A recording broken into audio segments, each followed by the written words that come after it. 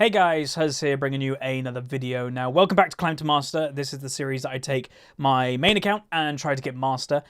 Just to mention, today's episode is a post-game commentary, so what that means is all the footage you're seeing today, even Champion Select, and even the part after, is actually going to be not live. And it was just an experiment between last episode, the Yorick episode, and this episode, which is Darius, just to see what people think about it, because live commentaries, yes, they can offer a lot of education, but these type of videos can offer education too, and I try to broaden my education to try and teach as much as possible.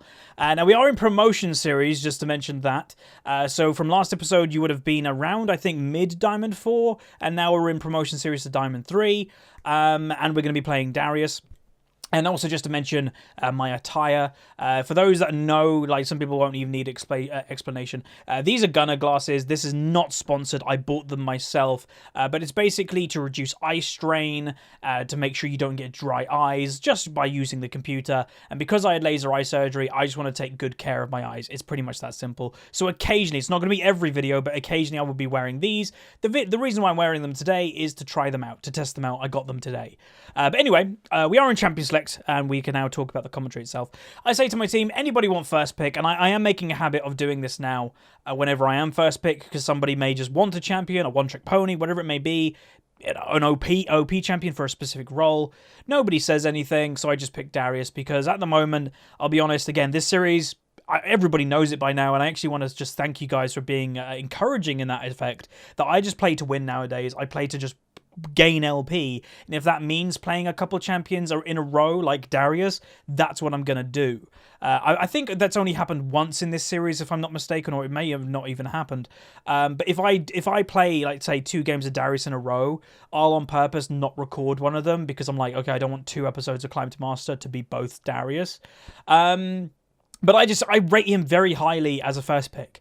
The thing that beats him, yesterday's video, if you saw Yorick, yes, Yorick does very good versus Darius, but hardly nobody knows anything about that, especially when I was recording this. Maybe it'll become more popular, especially, you know, with my viewer base now, that they'll go, oh, Darius, I'll pick Yorick against it. But yeah, it's not really a known thing. So hence why I picked it first, because, you know, what beats it? Riven doesn't beat it, Renekton doesn't beat it, Alawi can do okay versus him if she can get her ult off, but there's not a lot that can go toe-to-toe with a Darius, and that's why he's so good. Poppy can't beat a Darius. That's why I picked up Darius. It's because how many Poppy players there are. But I would say just a couple weaknesses to the champion of Darius is 1, CC. Again, that's just obvious. If you CC him, kill him when he CC'd. There's nothing he can do. Kiting champions, so Lux, Ashe, Morgana, or binding champions that can just like run away from him and throw a bind when he's running at them. Very good against Darius. But furthermore, just ganking him, camping him is a complete counter to Darius. Now, what you just saw there was a Jace jungle lock-in. Now, you will see when we get in game, I remember I asked the question to the Jace, was that a panic pick? And yeah, you'll see he does admit, yes, it was a panic pick. And yeah, we got to play with it. And I'll say that there's been a lot of panic picks, or let's just say weird picks, in this season, more than I think in a while. You know, something like a Jace jungle, I don't think I ever saw last season, and then randomly I get it in a promotion series. But it doesn't really make me that down anymore. You know, I'm sure if you're in a lower rating, you see someone that says, oh, we're going to lose the game. I don't know. I don't get that depressed, right? I don't get down by it anymore, because I'm just like, maybe they can make it work. And I'm just confident. I'm just like, good luck. You know, if they're on the enemy team, I don't underrate it, because who knows, it might be OP. If it's on my team, I'm like, well, I want him to do well. I want him to win, because if he doesn't, well, we're probably going to lose. So that's the point. So the enemy team comp you can actually see is quite well-rounded. The one thing that they're missing, though, is actually a big tank. But apart from that, their comp's pretty good. They've got split damage. They've got a gangplank, which is just always pretty good. And then my team comp, let's be honest, it's heavily AD. Very much AD intensive. We do have a Corki, which will be doing split damage, which will help. But yeah, we're pretty much full AD. Gonna go for the base Darius skin this time, but we're actually going to be using the Chroma. Rune-wise, we're going to go for a bit of cooldown reduction and magic resist. Without much further ado, let's get in the loading screen where we break down today's game. Okay, welcome to the loading screen. This is where I use the website lolskill.net, and as you can see, the enemy team have a 53.6% chance to win, but let's break it down. They have a Diamond 3 Nocturne, a Diamond 2 Echo, a Diamond 2 Caitlyn, Diamond 5 Gangplank, and a Diamond 3 Sona. My team, Diamond 4 Darius is myself, currently in promo, Diamond 3 Jace Jungle, Diamond 2 Talon with a good win rate in KD, Platinum 1 Nautilus, which is rare to see, but there he is, duo Q with the Talon, and a Diamond 4 Corki has yet to play the champion. So yeah, their team comp is pretty good. They've got okay amount of ratings. That's probably why they have the win percentage, as well as 3 of my team have yet to play their champions in ranked this season. Furthermore, I most likely have countered this Darius a little bit because you can see he's a ranked Darius player, ranked 579, so I most likely took his pick away from him, but then he picked Echo into Darius, which I don't even know why he did that, unless he went pure tank Echo. Okay, welcome to the game. So today we are playing Darius top lane once again, and you'll notice he's becoming a very popular pick of mine, and that's what I'd say. A big reason, or a big difference, I'd say, with this season to last is I'm just playing champions. One that I find fun. I actually do find Darius fun. I just didn't last season. The meta did not favor him. Where now I'm just playing champions that the meta favors, but I'm also having fun with it, and then I'm changing my champion pool around whenever a new OP pick comes about. So it's working really well for me personally. Anyway, we are going to go for an invade because Nautilus is a great invader. You can see Caitlyn, boom, right there. Going to try and go for the kill on her. You'll notice she actually took E first, so there's the Q from her. She takes E and she also flashes. So honestly, without even getting the first blood, that is completely worth it. You know, and Nautilus having to take Q level 1, comparing to a Caitlyn blowing flash and taking E, yeah, it was definitely worth the invade. Now, I've always, from now on, I'm pretty much always taking W level 1 on Darius. Before, when I first picked up the champion, I was taking Q. Q's very good at still level 1. You can use it to, like, you know, spin around the minion wave, get it pushing straight away. But I now, and I'll say I've recorded, I haven't recorded a lot of my Darius games because I don't record every episode, as you guys imagine or know. That's why we're in promotion series now, and last episode we weren't, or not even near it. I've been playing a lot of Darius recently. I think I've got now 9 games on the champion. I know to a lot of people that's not a lot, but I'm playing more of them. And I'm going for the level 1 W play that is just go crazy all in at level 1. Go for the W, go for the passive, and like half the time I get a kill, like at level 1. I'm getting first blood most games, and it's a really good tactic. Like, people cannot deal with it, and if they try to fight you, they're dead. You might die from minions because you actually have to overextend, but yeah, it's really good. You'll see here that I'm already I'm not going all in for him, where I probably could have, actually looking back at it. But I'm just kind of letting him know that I'm in the area, just walking a little bit past the minions that he could potentially kill, making him use a spell for it, where I'm just using auto attacks. It's, you know, just having presence is a very big important thing. He'll use his Q, and the one annoying thing, again, this guy is a Darius player. You guys saw that by his rank in the loading screen. He'll know how to beat a Darius, and I'm presuming he picked Echo. Unfortunately, first blood in the mid lane goes down. I'm presuming he picked Echo because of that Q slow. Because, again, like I mentioned, Darius's weakness, a big reason, is because he can't get on people. If he can't get on people, he's going to struggle. Echo does go for a bit of a tradey trade on me, and he is actually out-damaging me at this point because he just could get the initial Q range off, but I still return a decent amount, so he still can't be, you know, I'm winning this lane.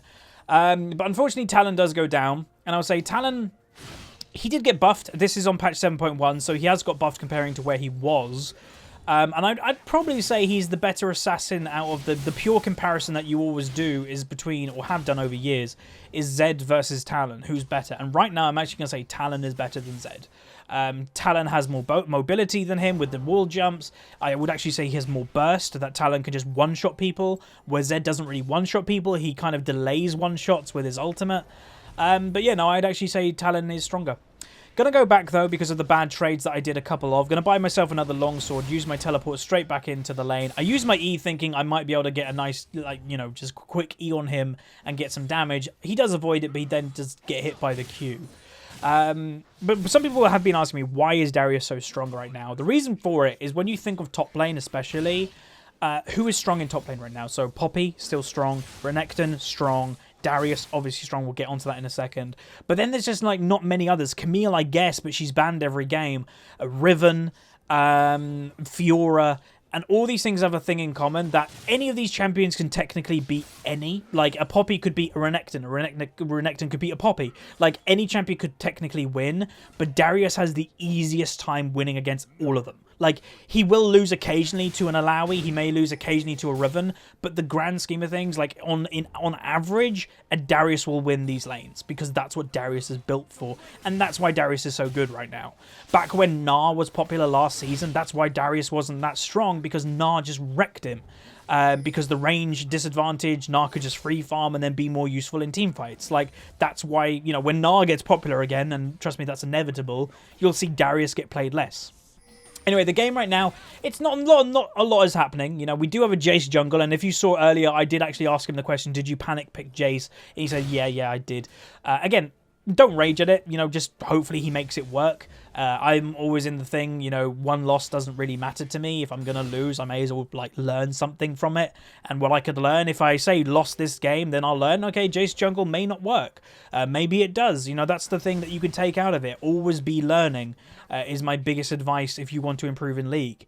I will say right now, as a League player, I'm feeling better than ever. I'm playing actually what I would call good. I still have my occasional bad game, but everybody does. And it's because I'm actually trying to actively learn again, which I haven't done for ages. I'm looking in every game that I play. What did I do good? What did I do bad? Generally, my last hitting is improving, but that was one of my biggest weaknesses from last season.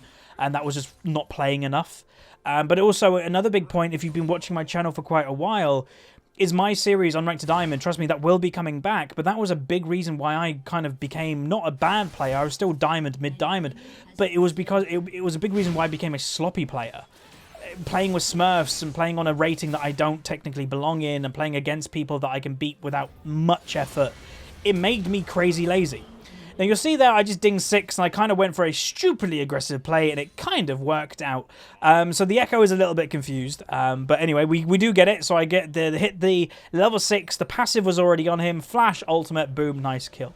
The Echo's complaining in all chat, how am I getting more movement speed than him? How am I gap closing? Because he has more movement speed than me, and I still can get to him. And my guess, I didn't have Phage at the time, so the Jace, you know, whatever. But my guess... And I think I say here, I think my auto-attack range is just stupidly high on Darius, and that's what I'm guessing. But yeah, I don't really know how I would catch up to him if it was, you know, just a movement speed race. Maybe he didn't see that I flashed then. I'm not really sure. Maybe he's a bit confused. Or he's actually talking about the Q. No idea. I do actually say I drank a Red Bull. It gives me some energy. But yeah, no actual idea. Talon has gone for a roam. He is going to go for an ultimate. I actually panned the camera away because I'm like, no, he's not going to get, you know, killed. And I am somebody nowadays, like, I never really type in chat, you know, to my team saying we should do this, this, this. I'm more of what I would call the Overwatch character. No pun from the other video game. It's more the Oracle character is what you could say, like the Batman character, where I provide information to my team that I will always be the guy that pings. If I'm constantly looking around the map, which I do a lot, if I see someone flash, I'm going to ping that they flash, just to let my team aware, keep information on the board, and you guys can do that too. It's not that hard to do. The only thing I would say is just be careful looking around the map. I've been doing it for years, so it's not a really big deal for me, but there are several times that I have been caught out because I am looking around the map. I'm like, oh, I'm looking around the map and they're engaging on me. Whoops. That does happen occasionally, so you have to be careful with that. So this lane right now, what am I planning to do? Well, now I've got one solo kill. CS-wise, I'm ahead by 12 or 10 CS roughly. I'm going to just keep going back more often than not. The reason for it is I can keep giving myself an item lead. Is that if I'm staying in lane for ages, sure, I could get a lot of last hits, but I'm not going to have that kill pressure on him if I don't go for that item lead. So I'm constantly going back, buying another item, and I'm going to keep doing that, which furthers my kind of kill pressure on him. Now, you'll actually see his item build. He went for a Corrupting, then a Dark Seal, and a Ruby Crystal. Kind of an aggressive play style versus a Darius top lane. Again, Darius wants to fight people. He actively wants to kill people. So going something like, you know, Corrupting and Dark Seal where you're potentially wanting to fight, I personally wouldn't do that. And at this stage, by the way, I am kind of thinking this Echo is going to be going tank Echo. Because why wouldn't you go tank Echo? I know it got nerfed a little bit, but it's still top lane Echo. Now my team does completely bamboozle the Caitlyn there. 4 people bot lane. If I was the enemy Caitlyn, I'd be thinking, team, like, you know, what? How did that happen? Maybe lack of vision, who knows? But yeah, that is a feeling as an AD carry that kind of does go towards the meme of 2017 AD carries. And I'd say that meme or whatever is completely blown out of proportion. AD carries are still perfectly fine.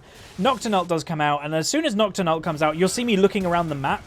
Because what people don't actually realize is when Nocturne uses Q, or maybe you do, when Nocturne uses Q on a target, you actually can still see the trail of the black Q when he's ulted. So I exactly know where he's going to be by just looking around the map.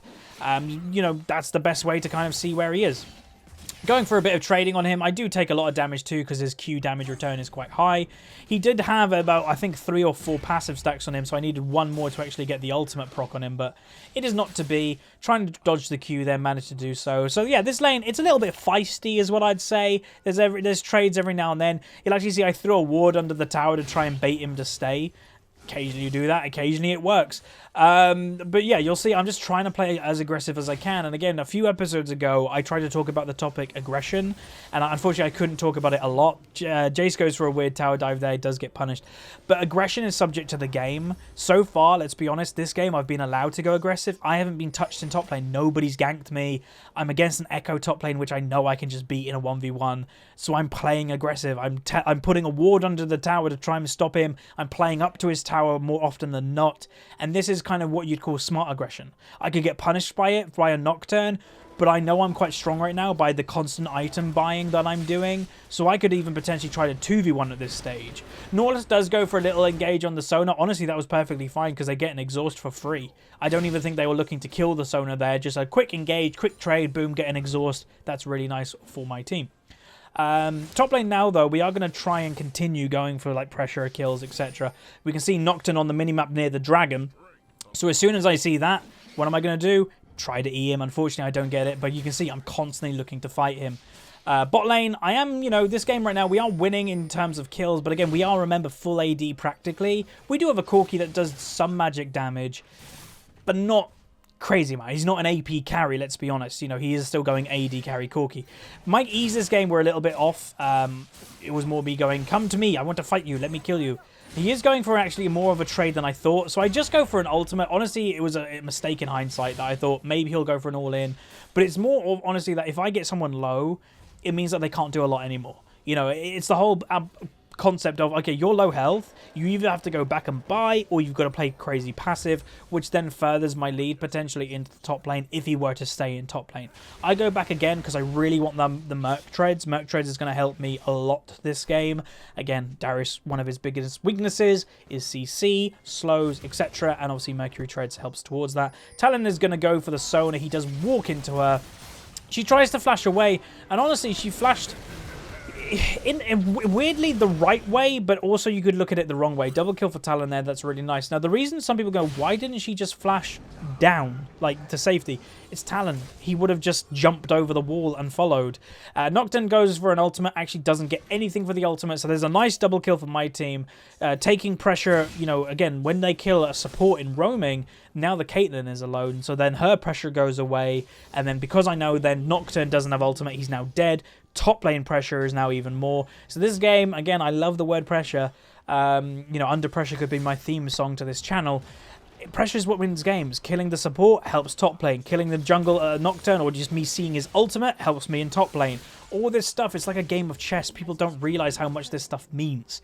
As soon as something happens around the map, you can just go do something else. Like, it's huge. So they actually do end up getting first tower blood. First blood, there you go, that's the word. So that's really good. I actually do miss a last hit there, so that's not great. But you'll see, I am trying to just last hit a little bit, but by zoning. If the Echo can't get all the last hits, then that's good for me. But I've got to still try to maintain as many as I possibly can get. He is going to get, you know, more than I'd like him to get just by using his Q, but there's nothing I can do about that.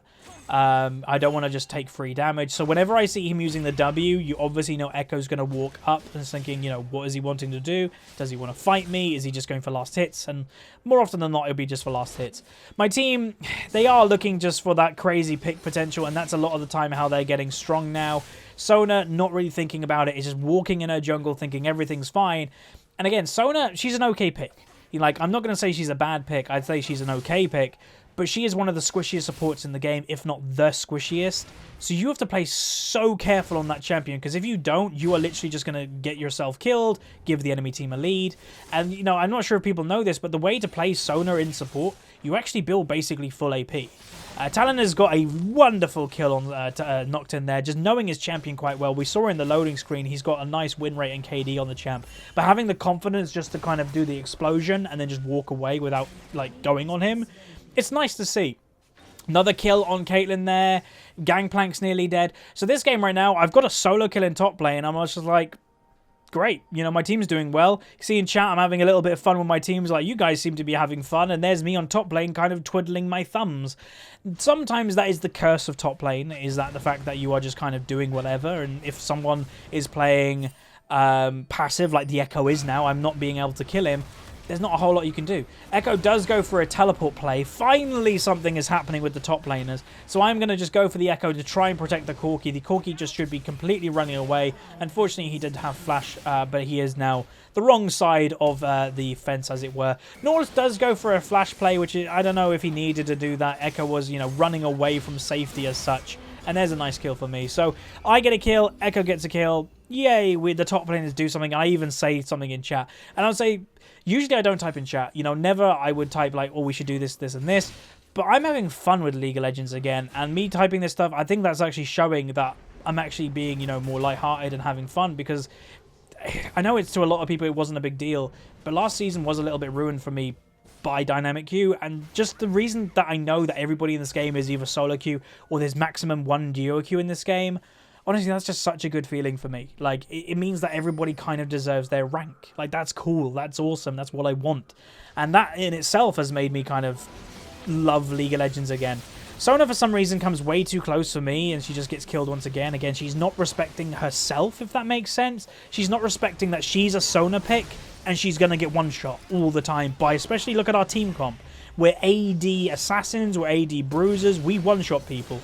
Nocturne went too close to me, so I was like, okay, I'll take the free kill. Why not? Going to continue trying to run away a little bit. I don't want to go under tower because, you know, I'm not tanky yet. I've just got a black cleaver practically. So we get a nice kill there that gets rid of the jungler. Our Talon dies. They have to be careful because there's probably vision in this bush, let's be honest. If he's using W in the bush, there's most likely vision.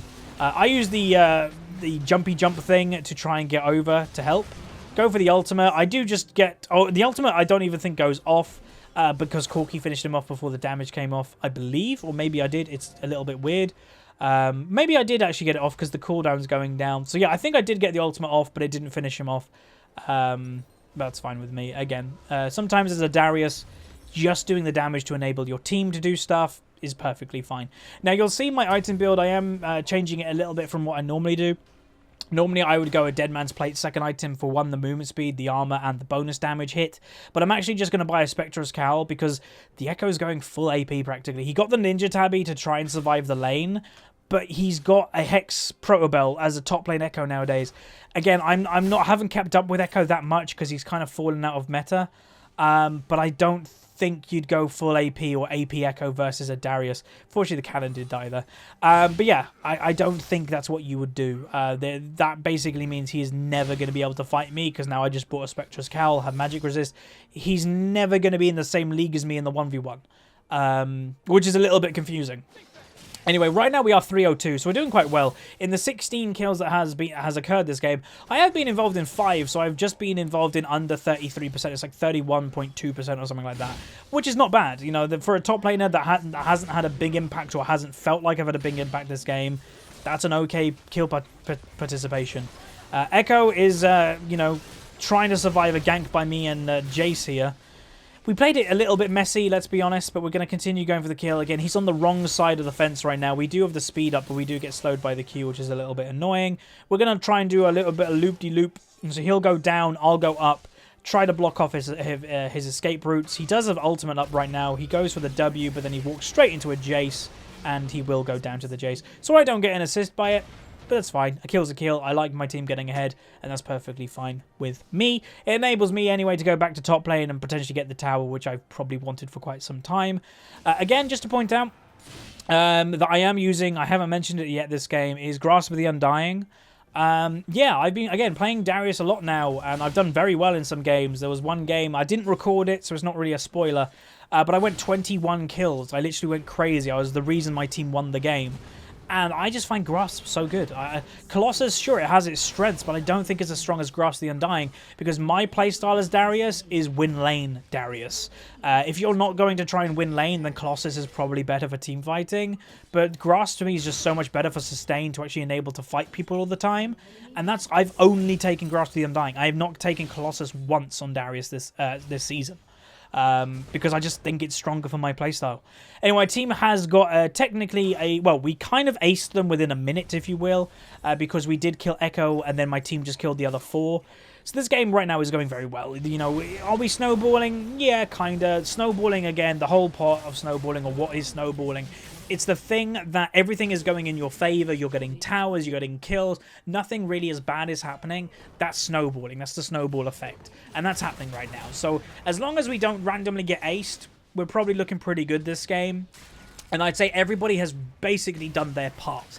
Is like, yeah, Talon got first blooded, that wasn't good, but then from then on, looking for roams, looking for picks on the Sona, I won my lane one-on-one, bot lane did quite well, everybody kind of did their job, and this is what happens when everybody does their job, is you're just going to win the game, really nice, and I even say the word smooth, because it is smooth, like, there's the best word to describe it is that.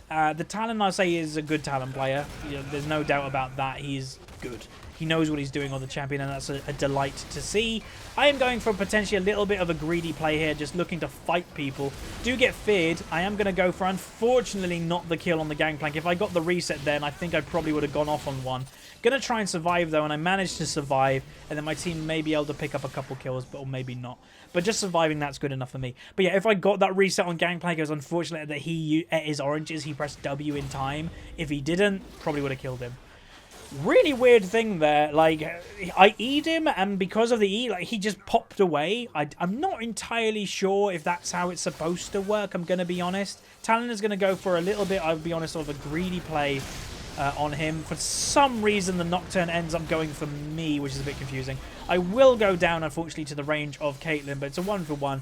Probably not worth it, let's be honest. Again, this is the snowball effect going away as you can see it in front of your eyes. So as soon as something bad happens, like now a 2-for-2, this is the snowball gone. So we now 3 of us have died.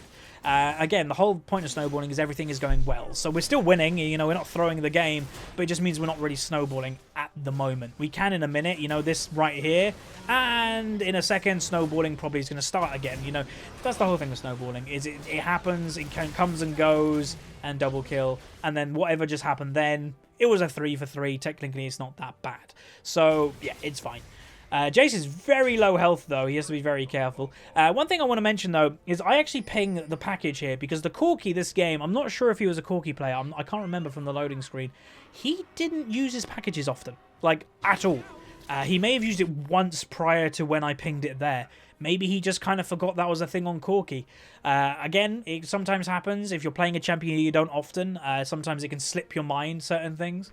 Jace is looking for another pick. He's been doing this quite a lot this game alongside the Talon. It's been working quite effectively. They are going for another play.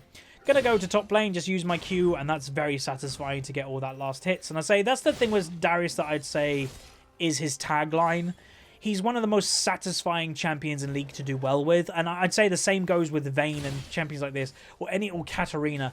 Like, any champions that can kind of go off on one, basically by themselves, like a Vayne, if she does an amazing ult and manages to CC people, it's very satisfying. Darius is kind of that same satisfying level, that if you just chunk people with your ultimate and go on a reset spree, just the Q is quite satisfying.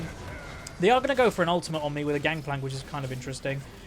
So while this is happening, my team is actually in their base. So right now, me just walking away, delaying them, I'm fine with this. I'm completely fine with the Echo fighting me because of what's happening here. They even use Gangplank ult, which is a little bit weird. They are going to continue. Unfortunately, he does go down. I'm going to go for the ultimate, manage to get a kill there. Going to try and go for the Echo, miss the E, and that was the biggest weakness of this game for me so far, is my E's were not that good. You know, thinking that they were just a little bit longer in range more often than not. But still, I've had a decent performance. Currently 415, 196 CS. I wonder if we're going to hit the 200 CS mark. It would be nice. Unfortunately, don't get again the kill on her. Maybe look to end, or maybe just look to run away. I think I do end up just to maybe try and run, because I don't want to die anymore. Again, I'm not a KDA warrior, but there's no point suiciding for nothing. So I'm just going to walk away. The Nexus is now open, and I do have 1,500 gold. So probably I'll go back, maybe buy my Spirit Visage or something like that. And then next time with 5 people, we can probably look to group, and then the game. So I'd say this is a good example of how a full AD team comp can work. And what I mean by that is if a full AD team comp goes neutral or even behind in the early game, the likelihood of them losing is quite high because people can itemize against it. If the Echo went tank, he could have built full armor. Like, that's one thing he probably should have done, but he opted for AP for some reason.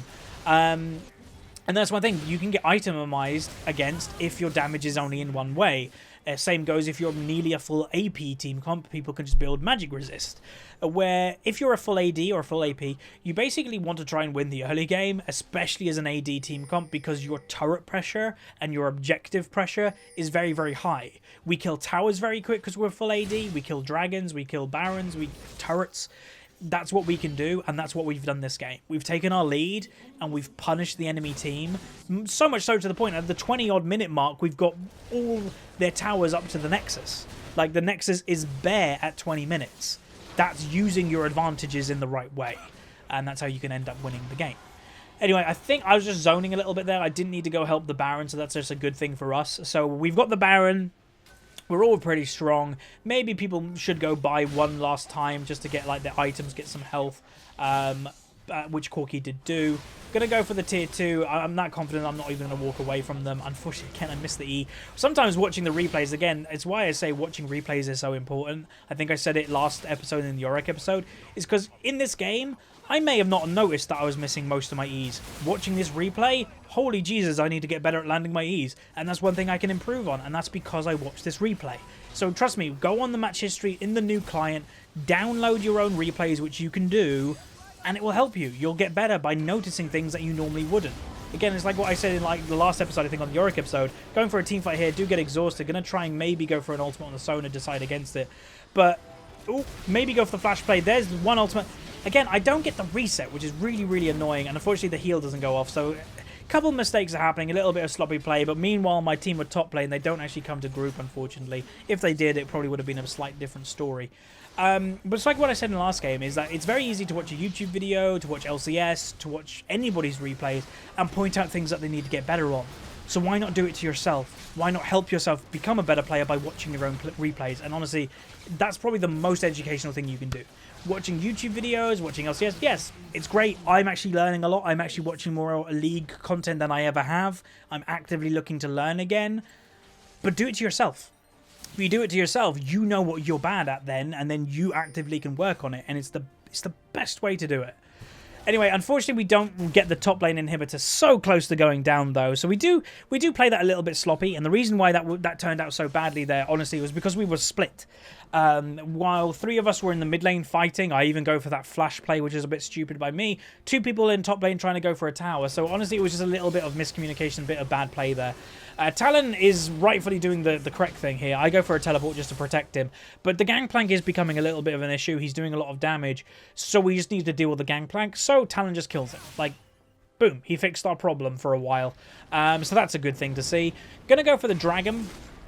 Because we may as well, you know, Mountain Dragon's going to furthermore help us kill the Nexus or any towers quicker, so you may as well take it when there's nothing else to do, because Jace isn't with us and stuff like this. Now, I will say the Jace, I don't know, we should be looking to end the game, because again, the further the game goes on, the more they can itemize against us. Therefore, we should be looking to end. So right now, we should just be grouping and end. Pretty much that simple. But the Jace, for some reason, is going top lane, and I don't really know why. My team's got the right idea. 4 of us are bot lane. We're going to go for the open inhibitor. Don't know why Jace is top. Again, he's a jungler this game. He doesn't have teleport. Again, remember, he was the jungler. It actually went quite well. He didn't really do anything in the early game, but when we got to mid game, he did quite a lot.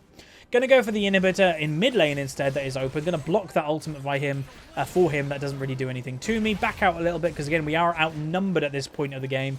But Jace will eventually group with us. And hey presto, we're now as a 5. So that's good. So with the 5-man, Nautilus is a little bit south of us, but it shouldn't be that big of an issue. We're probably going to have the confidence just to walk up on the Nexus any second. I managed to get a nice E.